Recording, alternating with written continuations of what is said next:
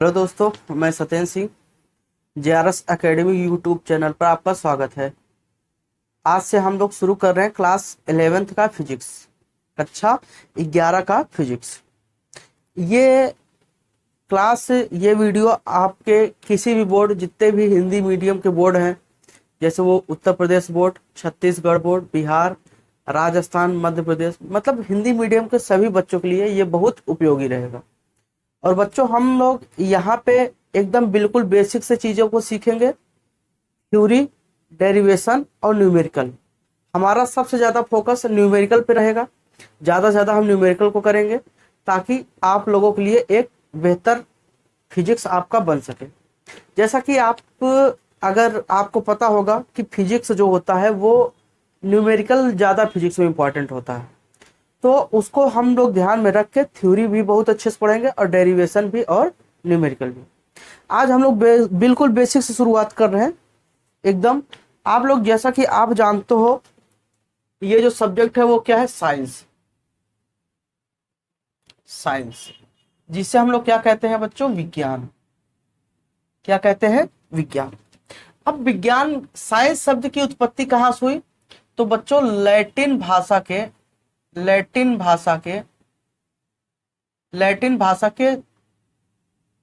Cynthia शब्द से हुआ। लैटिन भाषा के सिंटिया, इसे बच्चों कहते हैं सिंटिया। सिंटिया शब्द से क्या हुआ? इस साइंस की उत्पत्ति हुई। और इसका बच्चों मतलब होता है टू नो।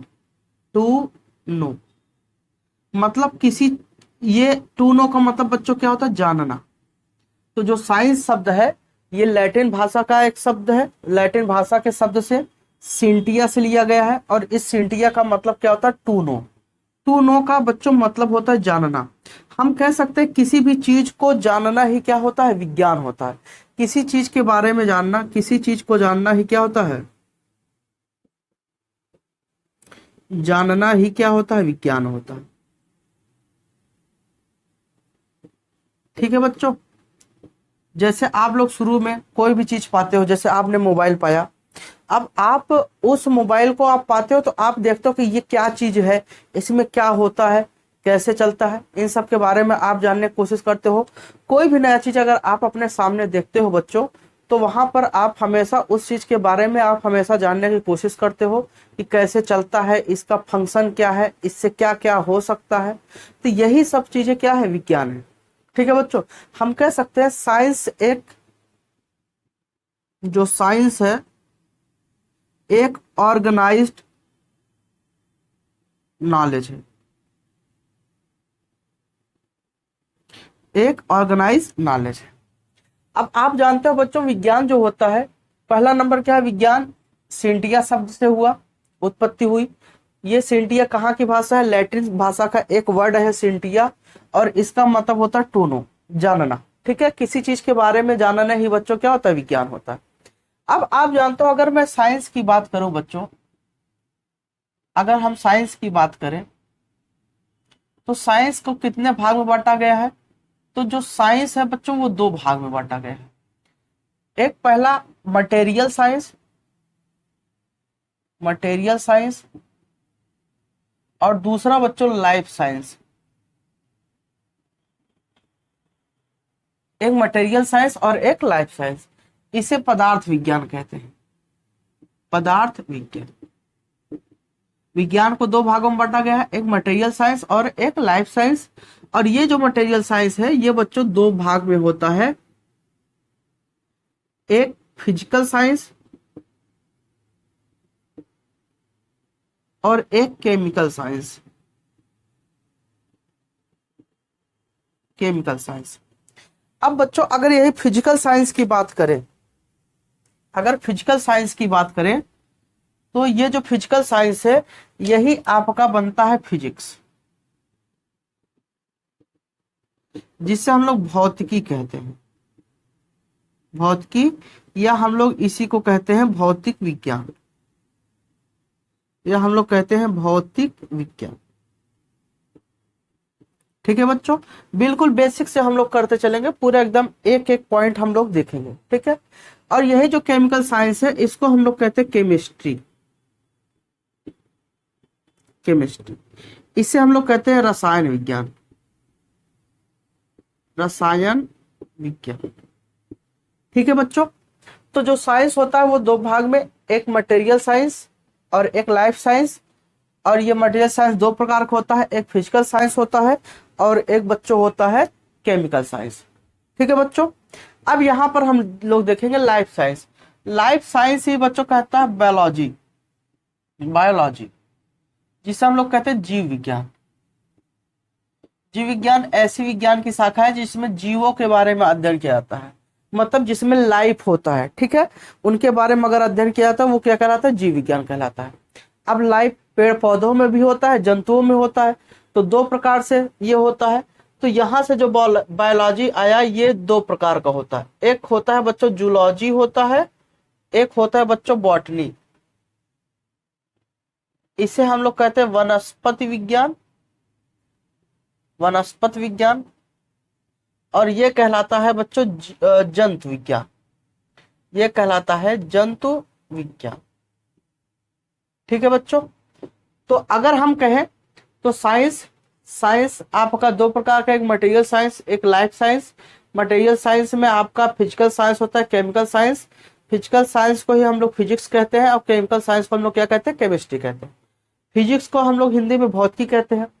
अब बच्चों अगर देखा जाए तो जो लोग मैथ से होंगे वो फिजिक्स केमिस्ट्री और मैथ पढ़ेंगे, और जो बायोलॉजी से होंगे वो बायोलॉजी फिजिक्स और केमिस्ट्री पढ़ेंगे। बायोलॉजी में उनका जूलॉजी और बॉटनी दोनों मिलेगा। ठीक है बच्चों, तो ये इसके बारे में था। ठीक है बच्चों, अब यहाँ पर हम बात करते हैं फिजिक्स शब्द की, जो कि हमारा जो सब्जेक्ट है फिजिक्स है। तो हम लोग फिजिक्स के बारे में शुरुआत करते हैं, यहीं से आपका सिलेबस की शुरुआत होता है और यही आपका इंट्रोडक्शन ये क्लास है। ठीक है, तो यहां पर अगर हम देखें फिजिक्स, फिजिक्स भौतिकी, भौतिकी या भौतिक विज्ञान, भौतिक विज्ञान, भौतिकी या भौतिक विज्ञान। अगर बच्चों फिजिक्स की हम बात करें तो एक ग्रीक भाषा का वर्ड है, जो फिजिक्स है वो ग्रीक भाषा का एक वर्ड है जिससे कहते हैं फ्यूजिस। ठीक है, ग्रीक भाषा का एक वर्ड है जिससे हम लोग क्या कहते हैं, फ्यूजिस कहते हैं। ठीक है, PHUSIS, फ्यूजिस। ठीक है, अब इस फ्यूजिस का मतलब बच्चों क्या होता है, नेचर होता है। क्या होता है, नेचर होता है, प्रकृति। अगर कोई पूछे ये बताइए फिजिक्स किस वर्ड से मिलके बना है, तो फ्यूजिस से मिलके बना है। इस फ्यूजिस का जो मतलब होता है वो होता है नेचर होता है। अब बच्चों जो नेचर होता है वो अपने आप को दो तरीके से रिप्रेजेंट करता है, अपने आप को दो तरीके से बताता है। जो नेचर होता है, जो प्रकृति होता है, वो अपने आप को दो तरीके से बताता है। एक बच्चों होता है मैटर, एक मैटर होता है जिसे हम लोग क्या कहते हैं, द्रव्य कहते हैं। मतलब जो नेचर है वो अपने आप को द्रव्य से बताता है, या तो बच्चों एनर्जी से, एनर्जी जिसे कहते हैं ऊर्जा। तो प्रकृति जो होता है, जो प्रकृति है, जो नेचर है, वो अपने आप को दो तरीके से रिप्रेजेंट करता है, एक मैटर से और एक एनर्जी से।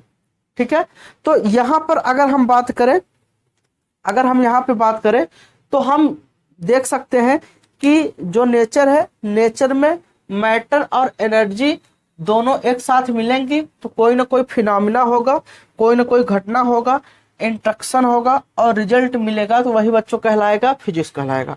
अगर जैसे हम कहें कि मैटर है और बच्चों एनर्जी है, एक द्रव्य है और ऊर्जा है, और ये दोनों जब साथ में बच्चों मिलते हैं, ये दोनों साथ में मिलते हैं तो कोई ना कोई फिनोमिना होता है, कोई ना कोई घटना होता है, या फिर इन दोनों का बच्चों इंट्रैक्शन होता है, इन दोनों का इंट्रैक्शन होता है, अन्योन क्रिया होता है, अन्योन क्रिया होता है। और यही जो घटना होता है, ये दोनों मिलके, यही दोनों मिलके बच्चों जो रिजल्ट देते हैं, जो रिजल्ट देते हैं, जो परिमाण देते हैं, जो परिणाम देते हैं, जो परिणाम बच्चों देते हैं, वही बच्चों कहलाता है फिजिक्स। ठीक है बच्चों, तो हम कह सकते हैं कि भौतिक विज्ञान मैटर और एनर्जी का एक इंटरेक्शन है, एक घटना है जिसका सारे फिनोमिना है इंटरेक्शन किसी में देखा था, फिजिक्स में देखा है। तो अगर इसकी परिभाषा की बात करें तो हम लोग कह सकते हैं भौतिक विज्ञान विज्ञान की वह शाखा है जिसमें ऊर्जा द्रव्य तथा इनकी अन्योन्य क्रियाओं तथा परिघटनाओं का अध्ययन किया जाता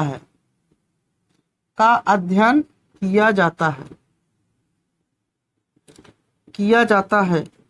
ठीक है, तो हम कह सकते हैं भौतिक विज्ञान की एक ऐसी शाखा है जिसमें बच्चों द्रव्य मैटर के बारे में और एनर्जी ऊर्जा और द्रव्य के बारे में अध्ययन किया जाता है, या इन दोनों की जो साथ में अन्योन्य क्रियाएं होती है, कई क्रियाएं होती है, ये दोनों मिलकर बहुत कुछ क्रिया करते हैं। आगे चल के आप सब देखोगे अन्योन्य क्रियाओं का तथा इनका जो फिनोमिना कई घटना होता है, द्रव्य और ऊर्जा मिलता है तो क्या होता है, इन घटनाओं का जो स्टडी किया जाता है, अध्ययन किया जाता है, वो बच्चों कहलाता है भौतिक विज्ञान। ठीक है, तो भौतिक विज्ञान की ऐसी एक शाखा है, ऐसा ब्रांच है जिसके अंतर्गत द्रव्य और ऊर्जा या इनकी अन्योन्य क्रियाओं या परिघटनाओं का या घटना का अध्ययन किया जाता है, स्टडी किया जाता है, वो बच्चों कहलाता है भौतिक विज्ञान, फिजिक्स कहलाता है। ठीक है बच्चों, अब यहाँ पर बात करेंगे, ये तो फिजिक्स के बारे में हो गया और फिजिक्स के बारे में ही पढ़ेंगे। अब यहाँ पर जो फिजिक्स है, हमने कहा कि जो फिजिक्स बना वो किससे बना, फ्यूजिस से बना। किससे बना, फ्यूजिस। और इसका मतलब होता है नेचर, इसका मतलब क्या होता है, नेचर। और इस नेचर को जो रिप्रेजेंट करने का जो तरीका है वो बच्चों क्या है, वो मैटर है, वो क्या है, एनर्जी है। यही दो चीजें इन दोनों को रिप्रेजेंट करती हैं। अच्छा बच्चों, एक बात यहाँ कहें, फिजिक्स के बारे में हमने बात किया, फिजिक्स के बारे में हम लोगों ने बात किया। फिजिक्स के अगर हम फादर की बात करें, फिजिक्स के अगर पिता की बात करें, तो फिजिक्स के जो पिता हैं वो न्यूटन साहब कहलाते हैं।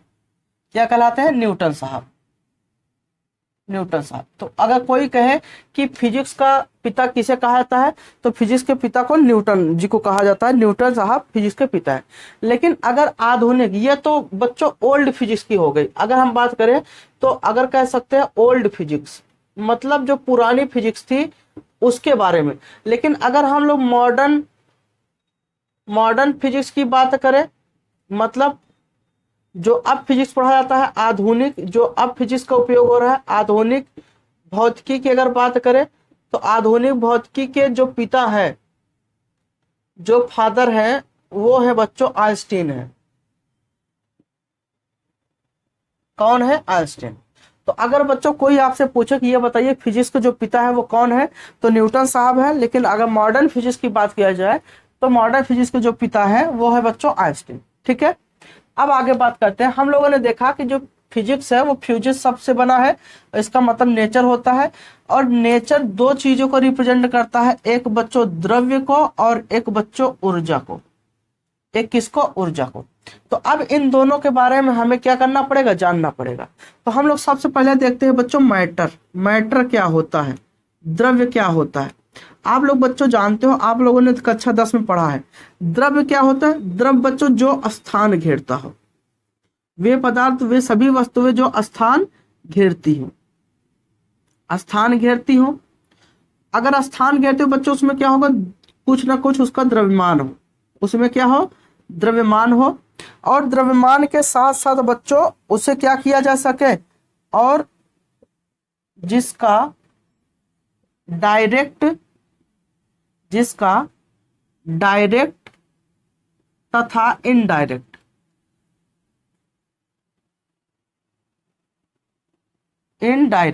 ठीक है, डायरेक्ट तथा इनडायरेक्ट रूप से ज्ञानेंद्रियों से अनुभव कर सके, अनुभव कर सके। तो बच्चों हम कह सकते हैं वे सभी पदार्थ जो स्थान घेरती है, अगर स्थान घेरती है और उनमें क्या हो, द्रव्यमान हो बच्चों, क्या हो, मास हो, ठीक है, स्पेस अगर वो ऑक्यूपाइड करती है, स्पेस अगर घेरती है, मास अगर उसमें होता है, या वो उनका अनुभव हम डायरेक्ट या इनडायरेक्ट तरीके से ज्ञानेंद्रियों से कर सकते हैं। और आप जानते हो बच्चों ज्ञानेंद्रियां कितनी होती हैं, अगर ज्ञानेंद्रियों की बात करें, अगर ज्ञानेंद्रियों की बात करें तो बच्चों ज्ञानेंद्रियां कुल कितनी होती, 5। पहला क्या होता है, आंख, दूसरा क्या होता है, नाक, तीसरा क्या होता है, कान, चौथा जीभ, पांचवा त्वचा। अगर इन सब की सहायता से क्या कहते हैं, इन पांचों की सहायता से अगर हम किसी भी वस्तु को हम महसूस कर सकते हैं, समझ सकते हैं, फील कर सकते हैं, चाहे डायरेक्ट चाहे इनडायरेक्ट, तो वो बच्चों कहलाएगा मैटर कहलाएगा। जैसे बच्चों वायु, हवा जब चलती है तो हमें क्या कैसे पता चलता है, हमारे बॉडी में टच होता है, हमारे जो त्वचा है उस पर बच्चों क्या होता है, टच होता है, स्पर्श करता है, तो हमें फील होता है कि हवा चल रही है, तो हवा क्या होगा, मैटर हो गया। हम कुर्सी रखा है, कुर्सी को देखते हैं, अपनी आंख से देखते हैं कि ये कुर्सी है, तो वो बच्चों क्या होगा, मैटर हो गया।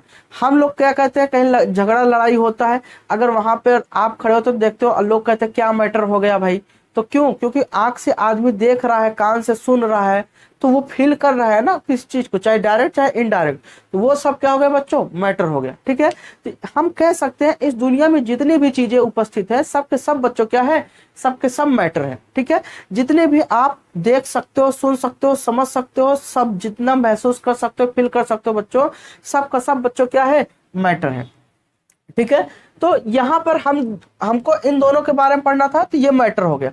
अब अगर इसका एग्जाम्पल बच्चों देखें, उदाहरण देखें, तो अगर इसके उदाहरण की बात करें तो जैसे बच्चों क्या होगा, मेज होगा, कुर्सी हो गया, हवा हो गई, गैस हो गई, ये सब बच्चों क्या है, ये सब के सब बच्चों क्या है, मैटर है। अणु हो गया, परमाणु हो गया, ये सब बच्चों क्या है, ये सब के सब मैटर है।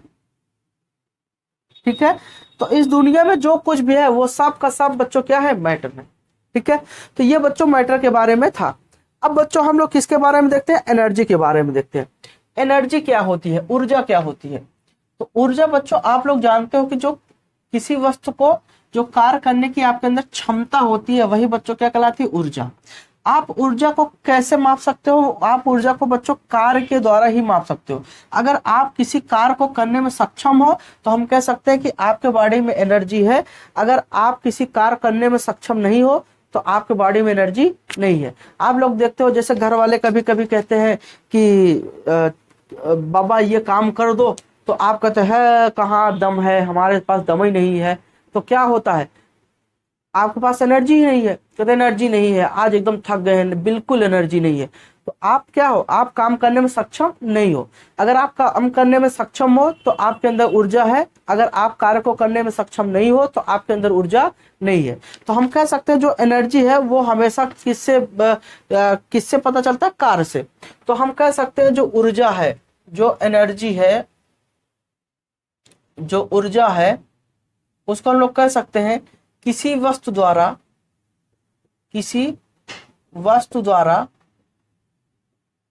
उसके कार्य करने की क्षमता को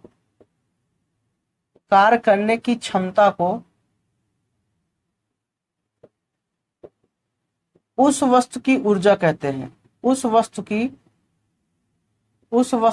ऊर्जा कहते हैं, ऊर्जा कहते हैं। तो कोई वस्तु है अगर वो कार्य कर ले रहा है तो उसमें क्या है बच्चों, ऊर्जा है। ठीक है, अब ऊर्जा का जो मात्रक होता है बच्चों वो क्या होता है, इसका जो मात्रक होता है वो जूल होता है। ठीक है, खैर उदाहरण के तौर पे देखें तो बच्चों जैसे उष्मा है, उष्मा आपको बच्चों इसे हम लोग कहते हैं हीट कहते हैं, इसे क्या कहेंगे, हीट। आपको बच्चों ठंडी में क्या होता है, ठंड लगता है, तो आप क्या करते हो, जाते हो आग के पास, और आग के पास आप जाते हो तो आप हाथ को सेकते हो। जैसे हमने कहा कि कार्य करने में आप सक्षम नहीं है, आप सुबह सुबह कोचिंग जाते हैं, साइकिल से जाते हैं, तो हाथ में क्या होता है, ठंड लगता है, तो हाथ एकदम क्या हो जाता है, सिकुड़ जाता है, एकदम ठंड लगता रहता है, तो आप सब पहले क्या जाते हो, आप आग को हाथ को आग से सेकते हो। जब आपने सेकैया हाथ का कर लिया तो क्या होता है, आपके हाथ को एक एनर्जी मिल जाती है।